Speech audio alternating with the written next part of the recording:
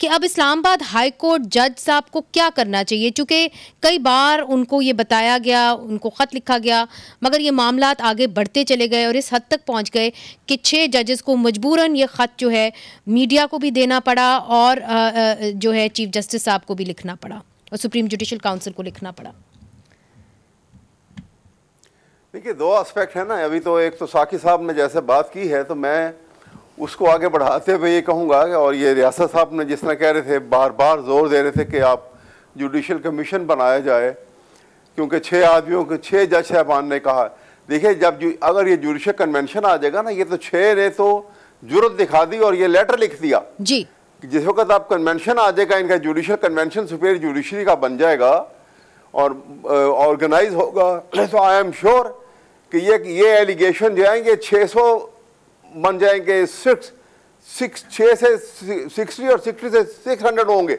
मगर रियाजत अली सहार साहब कह रहे हैं कि उन्होंने खत के अंदर जो है काजी फाइज ईसा साहब की, जस्टिस काजी फाइज ईसा साहब की तारीफ की है और उनके पर कॉन्फिडेंस दिखाया है। ओह जी, तारीफ करने का क्या मतलब है? तारीफ करने का मतलब ये है कि अब वो मुबर्रा तो नहीं कर दिया ना, ये उनकी आईनी जिम्मेदारी जो है वो याद दिलाई है उन्हें।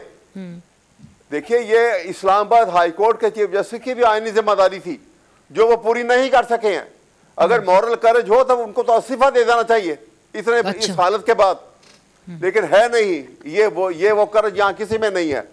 मैं ये अर्ज करता हूँ आपके सामने कि ये जो इस किस्म का वाकया हुआ है, ये पाकिस्तान की जुडिशल हिस्ट्री का बड़ा मुनफरद वाकया है और पाकिस्तान के आइन को इससे बड़ा धचका नहीं लग सकता, क्योंकि यहाँ पे तो ऐसा लग रहा है कि अगर यहाँ पे खामोश रह गए जी और जुडिशल कमीशन का एक तरीका बना के इसको खत्म कर दिया गया और टाइम फैक्टर जो है वो इसके उसी में ये निबट के खामोश हो गया जी, तो पाकिस्तान में एक नेकेड डेस्पोटिज्म जो है उसकी हुक्मरानी होगी अनकरीब। ये आपने बड़ी अहम बात कर दी, हो चुकी है, बड़ी अहम बात की है अहमद अवैस साहब, इसलिए अगर यहाँ पे आपने इसके ऊपर चुप रहे तो यहाँ पे एक आमरीत का राज हो जाएगा, वो भी जुडिशरी के दायरे के अंदर।